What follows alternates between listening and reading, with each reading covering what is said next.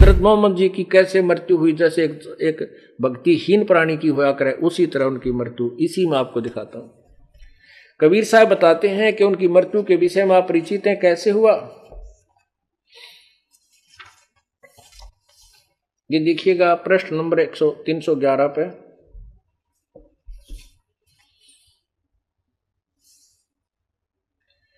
प्यारे नबी सल्लल्लाहु यानी हजरत मोहम्मद की हालत गिरती गई, बुखार अधिक कभी घट जाता कभी बढ़ जाता, जब तक पैरों में, यहां देखिएगा 310 से, कमजोरी बहुत ज्यादा थी, बेसहारा चलना आप सल्लल्लाहु यानी हजरत मोहम्मद जी के लिए अब मुमकिन न था। हजरत अली और हजरत अब्बास आपको सहारा देकर बड़ी परेशानियों से हजरत आयशा के यहाँ लाए। सिर दर्द की ज्यादती के कारण आपके सिर में रुमाल भी बांधा था। मुसलमान उदास उदास थे, बेचैन और बेकरार थे, क्योंकि उनका प्यारा बीमारी के बिस्तर पर था और बीमारी हर अक्षण बढ़ती ही जा रही थी। इससे पहले कि कभी आप इस तरह बीमार न हुए थे, इसलिए वे और भी ज्यादा निराश और फिक्रमंद थे। अब 310 पे 11 पे, प्यारे नबी सल्लल्लाहु की हालत गिरती गई, बुखार कभी घट जाता कभी बढ़ जाता, जब तक पैरों में दम रहा तो चलने फिरने की ताकत रही। आप मस्जिद में आते रहे और मुसलमानों की इमामत करते रहे। इससे सबसे एक आखिरी नमाज तो आपने पढ़ाई, पर वह मगरिब की नमाज थी।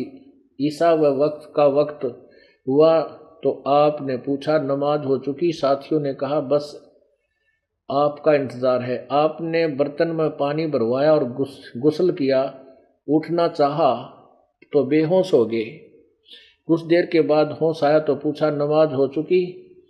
साथियों ने फिर कहा हुजूर का इंतजार है। आप फिर नहाए और उठना चाहा।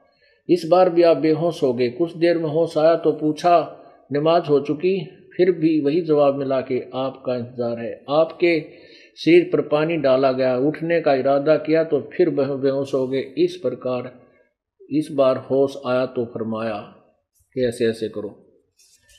आगे देखो 312 पे, प्यारे नबी सल्लल्लाहु यानी वो हजरत मोहम्मद, उन्हीं से कहो नमाज पढ़ाएं। कि उन्हीं से को यानी हजरत आयशा ने कहा, दोबारा वही बात अर्ज की। प्यारे नबी सल्लल्लाहु तकलीफ से बेचैन थे। गुस्से से आवाज़ काफ़ी बुलंद हो गई। फरमाया कहो अबू बरक से वही नमाज पढ़ाएंगे। हजरत अबू बरक ने आदेश का पालन किया और कई दिन तक नमाज पढ़ाते रहे। इंतकाल से 4 दिन पहले कुछ सुकून हुआ। यहाँ देखो, फिर आपने फरमाया मुसलमानों, मैंने वही चीज़ हलाल की है जो अल्लाह ने हलाल की है। मुसलमानों, मैंने उसी चीज़ को हराम किया है जिसको अल्लाह ने हराम किया है। मुसलमानों, किसी को मैंने मारा हो तो यह पीठ हाजिर है, मुझे भी वह मार ले। किसी को मैंने कुछ कहा हो तो वह भी मुझको कह ले। किसी को मैंने कुछ लिया हो तो वह मुझसे ले ले।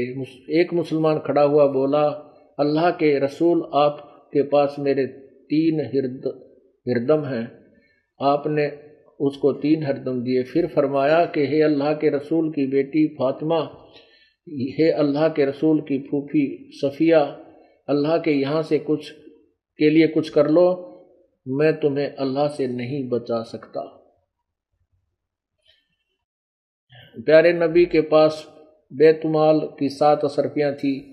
बीमारी हुए तो आशंका हुई कि कहीं ऐसा ना हो कि मौत आ जाए और वे अपनी ही पास रह जाएं। हुक्म दिया कि उन्हें गरीबों को दे दिया जाए, लेकिन सब लोग तो आपको देखभाल में व्यस्त थे, इसलिए किसी को आपका हुक्म याद नहीं रहा। इंतकाल से अगले दिन पहले आपको फिर ख्याल आया तो पूछा, यानी मरने से पहले, वे अशरफियाँ क्या हुई। हजरत आयशा ने कहा कि अल्लाह के रसूल वे घर पर ही हैं। आपने कहा ने वह अशरफियाँ मंगाई और हजरत आयशा ने हाजिर की कर दी। उनको आपने हथेली पर रखकर फरमाया कि अगर मोहम्मद को मौत आ गई और यह उसके पास ही रखी रहेगी तो वह अपने रब को क्या जवाब देगा। फिर आपने उनको कुछ गरीब मुसलमानों में बांट दिया। अब देखो कितने नेक आत्मा थी।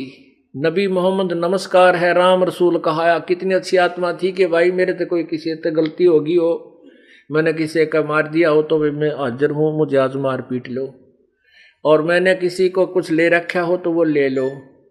तो इस तरह यानी कितनी अच्छी नेक आत्मा थी, लेकिन रास्ता ठीक ना मिलने से उनकी क्या दुर्गति हुई। आगे देखो यही 313 पर तकलीफ बहुत बढ़ गई थी।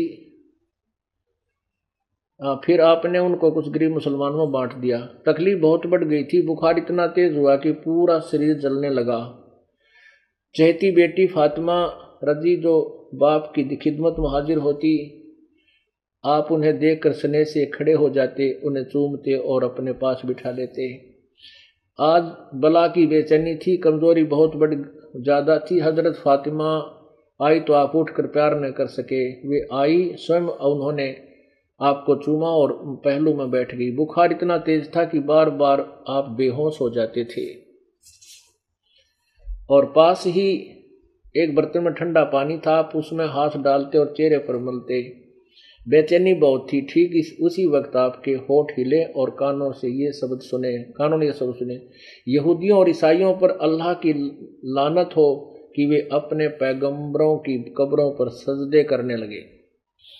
कमजोरी हर अक्सर बढ़ती जा रही थी, मौत धीरे धीरे सरकती आ रही थी। आपने बर्तन में ठंडा पानी मांगा, तुरंत पानी पेश कर दिया गया। आप बार बार उसमें हाथ डालते और चेहरे पर मलते, चादर कभी मुंह पर डाल लेते, कभी हटा लेते। उस समय निरंतर आपके मुख से ये शब्द निकल रहे थे, हे अल्लाह, नाज जान निकलने के समय ही परेशानियों को झेलना मेरे लिए आसान कर दे। यानी बहुत तंग थे, भगवान तो कह रहे थे कि मेरे ये दुख कम कर दे। प्यारे बाप की बेचैनी देखकर हजरत फातिमा बेचैन हो गई। वे खुद पुकार उठी, हाय मेरे बाप की बेचैनी, आपने सुना तो फरमाया, आज के बाद फिर तुम्हारा बाप बेचैन न होगा। अपराह्न का समय था, सीने में सांस धड़धड़ा रही थी। इतने में आप के होठ हिले और कानों में ये आवाज आई, नमाज गुलामों से अच्छा सलूक। फिर हाथ ऊपर उठाए, आपने उंगली से इशारा किया और फरमाया, अब और कोई नहीं, बस वही सबसे बड़ा साथी। यही कहते कहते आप लटक गए, आंखें छत पर लग गई और पवित्र आत्मा रब से जा मिली। सत साहिब इंतकाल के समय, उस समय कितनी आयु थी ये और देखिएगा 315 पृष्ठ पे। आत्मा रब से जा मिली और इंतकाल के समय आप हजरत मोहम्मद सल्लल्लाहु की उम्र 63 साल थी। एक तो पुण्यात्माओं देखो 63 साल की उम्र में शरीर छूट गया, बीमारी के कारण मरे, कैसे तड़फ कर कैसे भुगत गया नहीं। एक दिन एक रात ऐसे दुखी रहे, कई दिन तक पहले से परेशान थे। तो इसी मौत तय एक जनसाधारण की आग्रह जो भक्ति ना करता, भक्ति करने आदमी कभी ऐसे नहीं मरता। अभी एक भक्त ने बताया, नरवाणे से आते हैं एक भक्त जिनकी बेटी ज्योति ठीक हुई थी, आपको पहले सुनाया भी था भक्त रणधीर। उसके पिताजी ने नाम ले लिया, कतियनाड़ी था, भगवान का निकट नहीं जावा था। उसने भी उस बेटी अपनी पोती को स्वस्थ हुआ देखा और उसने सारे प्रमाण दिए। उसके बाद उनके पिताजी ने उपदेश ले लिया। उपदेश लिए को 4-5 महीने हुए थे कि उसने पहला ही मंत्र मिला था और कह रहे थे इतनी लो लगा दी, दिन रात उसकी भक्ति में लगा रहता था कि दूसरा नाम लेना है मैंने। उम्र बहुत हो गई थी, अचानक बैठा बैठा आराम से मंत्र करता करता शरीर छोड़ गया। बोलो सतगुरुदेव।